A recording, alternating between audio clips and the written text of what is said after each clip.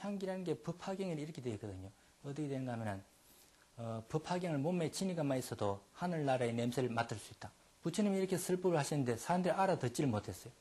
그래서 그 비유를 했습니다. 사람들이 알고 있는 가장 좋은 향기에 비유하는 게 바로 침향 냄새예요. 사람들이 알고 있는 침향 냄새가 바로 하늘나라의 냄새다. 그러니까 알아들었다는 겁니다.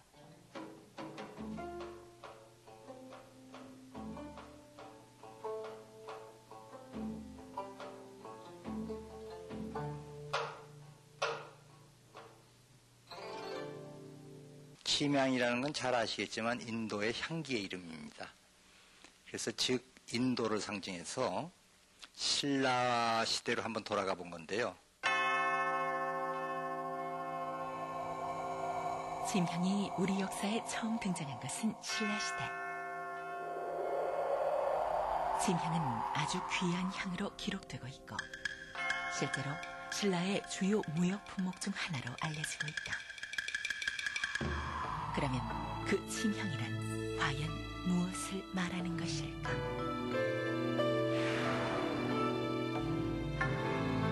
침향에 대한 백과사전의 설명은 열대나무라는 것. 학명은 아큐랄리아 아갈로차. 분포 지역은 인도와 동남아시아. 그리고 중요한 것은 수지, 그러니까 소나무로 치자면 송진 같은 것이 바로 침향의 원료라는 것이다. 침향이라는 건 소위 말하는 나무 진이 나무 속에 이렇게 들어가서 쌓인 거거든요. 나무 속에 물관이라고 해서 이렇게 물을 운반하는 나무 속에 우리 쉽게 말하면 사람 몸 속에 혈관 같은 이런 부분이 나무되어 있어요. 그 속에다가 그러니까 이렇게 수지가 가서 차이는 거죠. 6살 먹은 침향나무다. 대개의 열대나무가 그렇듯이 침향나무도 상당히 빨리 자라고 나이테가 없다. 나무 가운데 검은 부분이 보이는데 이것이 바로 수지, 그러니까 침향 부분이다.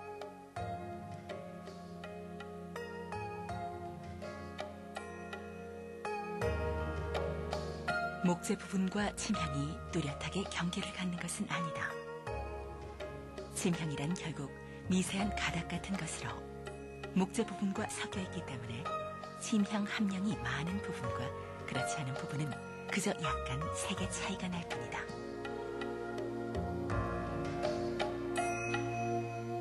세밀하게 나무 부분을 도려내고 나면 침향 덩어리가 남는다. 그 모습은 참으로 오묘하고 아름답기까지 하다. 사실 이런 침향 덩어리들은 무엇에 쓰려 하기보다는 그저 가지고 있는 것으로 만족하는 사람들이 많다. 마치 멋진 나무나 돌처럼 혹은 골동품이나 예술품처럼 그저 지니고 있는 것만으로 충분한 그런 물건이다. 나무의 나이에 따라 침향이 언제 만들어지기 시작했느냐에 따라 그리고 나무의 어느 부분에 생긴 침향이냐에 따라 조금씩 색도 다르고 결도 다르다. 그리고 무엇보다 하나같이 독특한 모습을 하고 있다.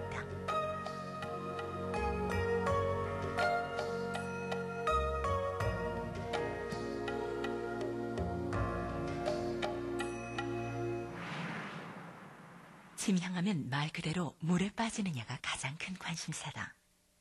실제로 침향나무 그 자체는 물에 빠지기 어렵다. 그러나 침향 함량이 많아지면 물에 빠지게 된다. 그것은 크기와 상관이 없다.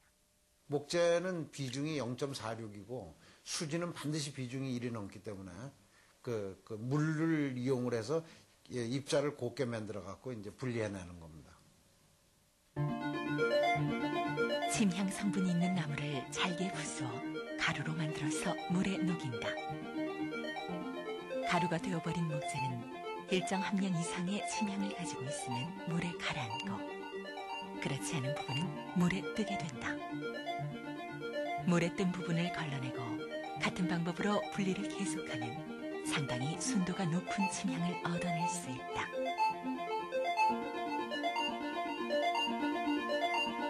물로 분리하는 것보다 더 확실하고 쉬운 방법이 있는데 그것은 알코올을 이용한 방법이다. 잘게 가른 나무를 컵에 넣고 알코올을 붓는다. 그리고 잘 저어준다. 잠시 후 목재 부분과 침향 부분으로 뚜렷하게 나누어지는 것을 볼 수 있는데 위로 뜨는 것이 침향이고 아래로 가라앉는 것이 나무다. 침향은 일종의 기름덩어리로 알코올에 녹아 위로 뜨게 되고 알코올의 영향을 받지 않는 목재 부분은 밑에 가라앉는다. 침향이 일종의 기름 성분이라는 것은 태워보아도 알 수 있다.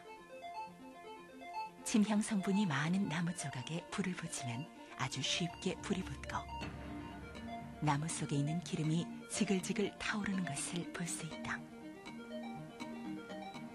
불꽃 또한 기름이 타는 것이므로 그름이 난다. 그리고 불을 끄고 나면 연기가 나는데 그제서야 향기가 난다. 이 향이 바로 침향 향기다. 침향나무 자체는 전혀 아무 향기도 나지가 않습니다. 그 침향나무 속에서 꺼낸 그 침향도 그 자체는 자연 상태에서 전혀 향기가 없습니다. 즉 다시 말해서 냄새가 없습니다. 그런데 이제 그 침향이 체온 이상의 열을 받게 되면은 거기서 침향 자체에서 기가 나오고 그 기가 갖고 있는 냄새를 우리는 침향의 향기라고 그렇게 부르는 거죠. 내내 숨기고 있다가 사람의 체온이 되어야 스스로 지닌 향을 드러내는 건 아마도 그만큼 까다로운 향이라는 이야기일 것이다. 침향은 그 어떤 냄새와 섞여도 본 향기를 잃어버린다고 한다. 그만큼 섬세하고 은은한 향이라는 것이다. 실제 침향 향기를 맡아보면 자칫 서양의 화려한 향내를 기대했던 사람들은 실망할지도 모른다. 침향은 결코 뽐내지 않으며 나서지 않는다. 침향을 맡으면 우선 마음이 가라앉는다. 아무리 화가 나고 흥분이 돼도 침향의 향내가 코로 들어와 몸에 퍼지면 자기도 모르게 크게 한숨을 쉬게 되고 어느새 치솟아 오르던 기운이 살며시 가라앉는 것을 느낀다고 한다. 하기야 하늘의 향이라면 그 정도는 돼야 하지 않겠는가. 침향은 약으로도 쓰인다. 침향의 순도를 아주 높여서 그대로 먹거나 다른 재료와 함께 조제하여 약으로 쓰기도 한다. 한의학을 잘 모르는 사람이라도 그 이름은 한번 들어보았음직한 본초 강목은 중국 명나라 때 이시진이 1596년에 펴낸 책이다. 책에는 1871종의 한약재에 대한 설명이 있는데 그 중에 침향을 설명한 대목이 나온다. 중약 대사전은 오늘날 중국에서 쓰이는 한의학 백과사전 같은 책으로 5767가지의 한약재가 나오는데 여기에도 물론 침향이 소개돼 있다. 침향이 무엇이며 어떻게 생겼는지를 먼저 소개하고 그 쓰임새를 적어 놓았는데 침향의 약효는 아주 뛰어난 것으로 적혀 있다. 약효로 제일 먼저 적혀 있는 게 두 가지인데요. 하나는 풍수로 인해서 몸이 심하게 붓는 것, 그거하고 하나는 나쁜 기운을 쫓아낸다. 그 두 가지입니다. 그러다가 속 나를 때 들어오면은 보약으로 많이 쓰기 시작했어요. 그래서 비뇨 생식 기능을 따뜻하게 덮여주고 기능을 강화하는 쪽으로, 요사를 말하면 정력제니 불임 치료제 이런 쪽으로 쓰기 시작한 거죠. 침향은 우선 피를 맑게 하고 맥힌 길을 뚫고 그리고 오장육부를 보한다. 이렇게 되어 있습니다. 그래서 침향은 지금 어떤 심장 질환이나 뇌 질환이나 여기에서 모세혈관이 맥히잖아요. 그걸 뚫어줄 수 있는 능력이 있다. 우리의 역사서적인 고려사에도 침향의 약효를 짐작해 볼 수 있는 기록이 나온다. 고려 문종이 중풍후유증으로 고생하고 있을 때 중국에서 약재를 100가지 보내왔습니다. 그 100가지 목록 중에 첫 번째가 바로 침향이었습니다. 그래서 고려에서는 그 답례로 산삼을 보낸 거죠. 그래서 침향하고 산삼이 대등한 위치에 있다고 알 수 있습니다. 그러나 문제는 침향을 구하기 어렵다는 것. 한약재로서의 침향은 아는 사람도 드물고 실제로 시중에서 침향을 구하기도 어렵거니와 어렵게 구했다 하더라도 그것이 진품이라는 보장이 없다. 많은 가짜 침향이 돌아다닌다고 한다. 이 두 가지 종류가 이게 진짜 침향이고 요건 이제 원 침향이고요. 요거는 침향 이제 대용으로 유통되고 있는 쉽게 말하면 이제 가짜품입니다. 이게는 예 가까이 빌고 그리고 요거는 이제 잘게 잘라놓은 여기 침향 예 침향입니다. 이거는 예.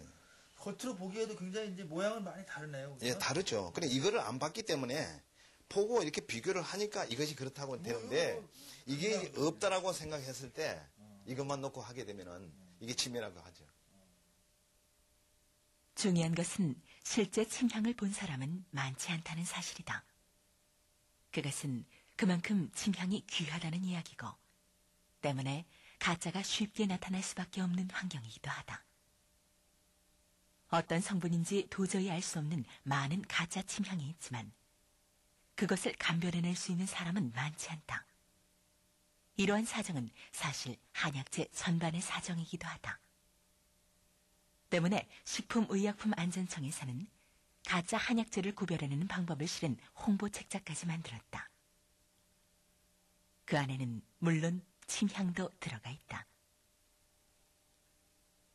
그런데 도대체 진짜 침향은 왜 만나기 어려운 것일까?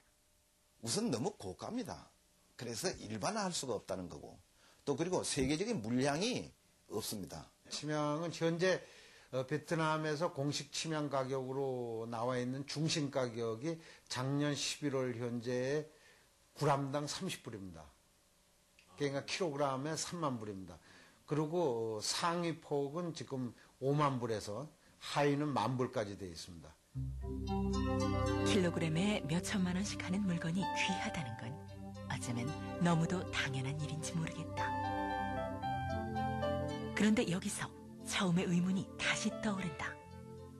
도대체 무엇이 진짜 침향인가? 한의학에서 침향을 약으로 쓰게 된 것은 500년대에 나온 명의별록이 처음입니다. 그리고 당나라와 송나라 때 나온 약진에서는 아킬라리아 크라스는 한 종만 인정합니다. 그 증거로서는 꽃의 색깔은 흰색이고 씨앗은 보라색이라는 게 증거입니다. 우리나라 약 규격집에 아킬라리아 아갈로카로 규정하고 있는데 그게 바로 옛날에 사용했던 아킬라리아 크라슨하고 동일종입니다. 이게 우리나라만 이렇게 대통을 계속 이어온 거고 중국에는 대용품으로 만들었습니다. 그래서 아킬라리아 시넨시스를 쓰는데 그건 중국에서 나기 때문이죠. 그러나 아직 모든 문제가 명쾌하게 풀린 것은 아니다. 식품의약품안전청의 보고서에 따르면 여전히 침향에 대해서 많은 이견과 혼란이 남아있다는 것을 알 수 있다. 알 수 없는 일은 침향이 왜 이제껏 제대로 연구되지 않았는가 하는 점이다. 이게 우리가 연구할 수 있는 범위를 생각해야 되는데요. 사실 인삼에 대해서 연구 가치가 많고 거리가 많은 거지 산성은 워낙 적긴 하기 때문에 연구를 별로 안 하듯이 이 침향도 마찬가지죠.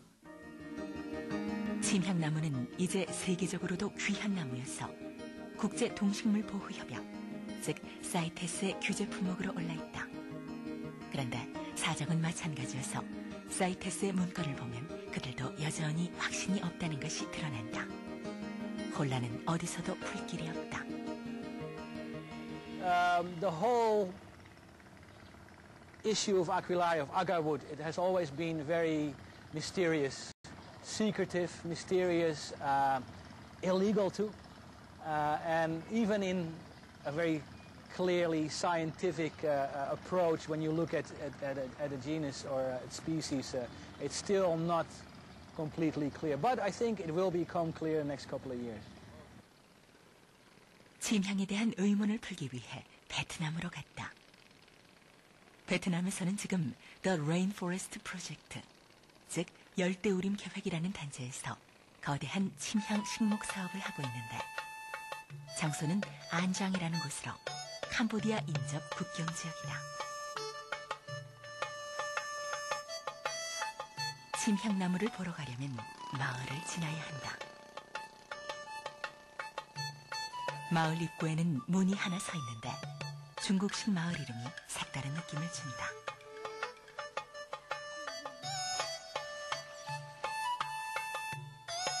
마을에 들어서면 사원이 있다. 마을 한가운데 자리 잡은 이 사원은 마을의 가장 어르신이 지키고 있는 신성한 곳이다. 일종의 도교 사원처럼 보이는데 특이한 것은 이곳의 숭배 대상 중 하나가 바로 침향나무라는 것이다. 오래전부터 이곳에는 침향나무가 자랐고 마을 사람들은 그 나무를 태우며 마을의 안녕과 복을 빌었다. 아마도 침향나무가 품고 있는 그 향기의 깊이를 이 사람들은 아주 오랜 옛날부터 깨닫고 있었던 모양이다.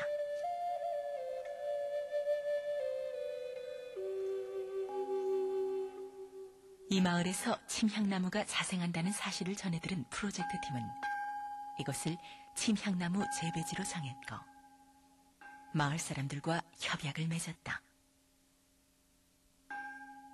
예전부터 침향나무의 진가를 알아본 이곳 사람들이야말로 침향나무를 키우기에는 가장 적당한 사람들이었을 것이다.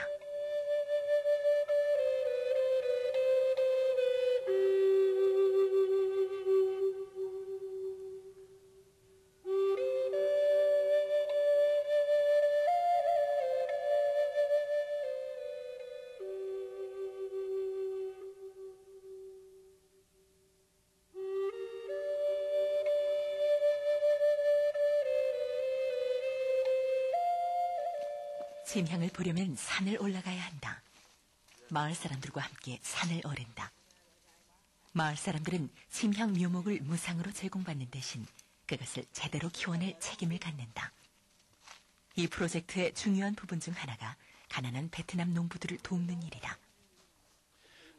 We're at around 300 meters high now on Yai Mountain, and around me you can see the first Aquilaria trees we see at this altitude. They're about 16 months old, and when we walk up the mountain, we'll see progressively larger trees. Not this.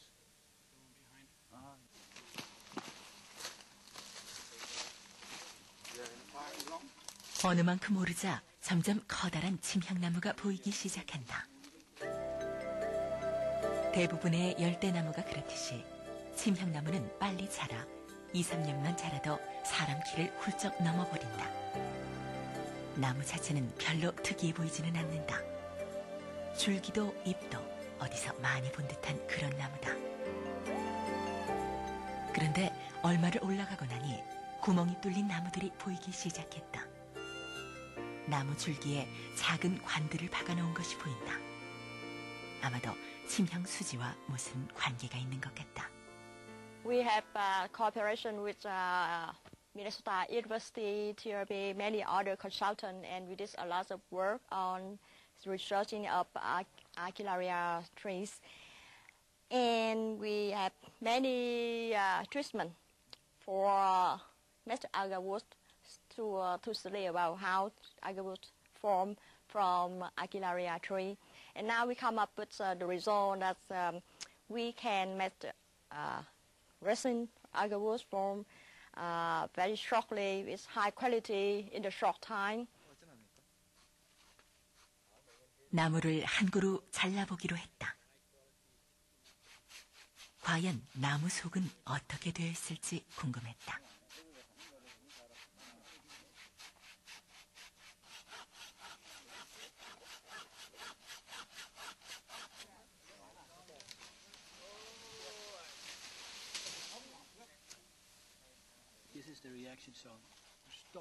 침향은 나무가 상처가 나거나 공격을 받았을 때 자기 방어의 수단으로 내뿜는 진이라고 한다.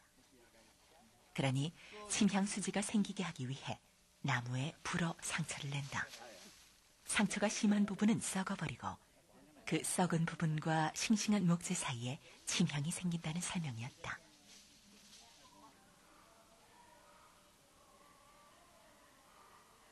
지금 저 나무들은 아직 침향을 생산하진 않지만 이제 곧 침향을 만들어낼 것이고 그렇게 되면 이곳 농부들에게 경제적으로 커다란 도움이 될 것으로 기대하고 있다. 경제적 측면은 침향나무의 보호와 더불어 이 사업의 핵심 가운데 하나다. Cái dự án này có ý nghĩa là để bảo tồn cái loài cây gió bầu này. Đây là một loài cây quý hiếm mà cần được bảo tồn. Và đồng thời khi triển khai dự án này cũng tạo cái công ăn việc làm, và trong tương lai sẽ tạo ra trầm, và cái người dân, đặc biệt là người dân ở vùng núi này sẽ có được những cái thu nhập trong tương lai nếu mà cây trầm có cây trầm hương có bán được, để cải thiện cái đời sống của người dân ở vùng này. 자른 나무를 가지고 산을 내려갔다. 저 나무를 가지고 또 여러 가지 실험을 하게 될 것이다. 산 밑에는 묘목장이 있다. 나무를 산에 바로 심는 것이 아니라 이곳 묘목장에서 어느 정도 키운 다음 산에 가져다 심는다고 한다.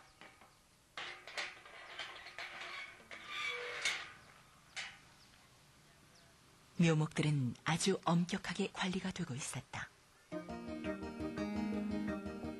혹시나 병이 옮을까 나비조차 들어올 수 없게 해놓았다. 묘목장 밖에는 산에서 잘 나온 나무가 펼쳐져 있었다. 실험은 이제 거의 마무리 단계고 이제 상품화 될 날만을 기다리고 있는 실정이다. 아마도 이제 조금만 더 기다리면 침향의 베일이 한꺼풀 벗겨질지도 모를 일이다. 그러나 여전히 침향의 신비는 우리를 유혹할 것이다.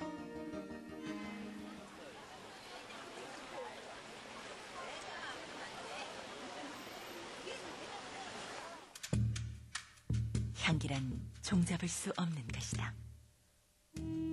까탈스럽고 예민한 것이 향이다. 아무리 허겁지겁 사는 세상이지만 향을 맡고 있는 그 순간만은 모든 것을 멈추고 잠시 다른 세계로 들어간다. 그 세계는 너와 내가 다르고 사람마다 모두 다르다. 그 까다롭고 섬세한 향의 맨 꼭대기에 침향이 있다.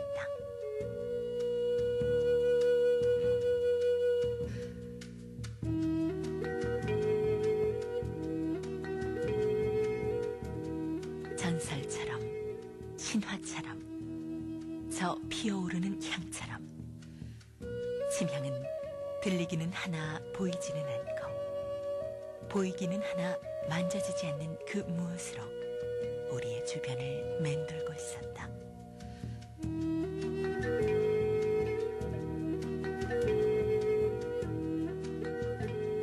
이제 그 침향이 우리 앞에 어떤 모습으로 다시 나타날지 아무도 모를 일이다.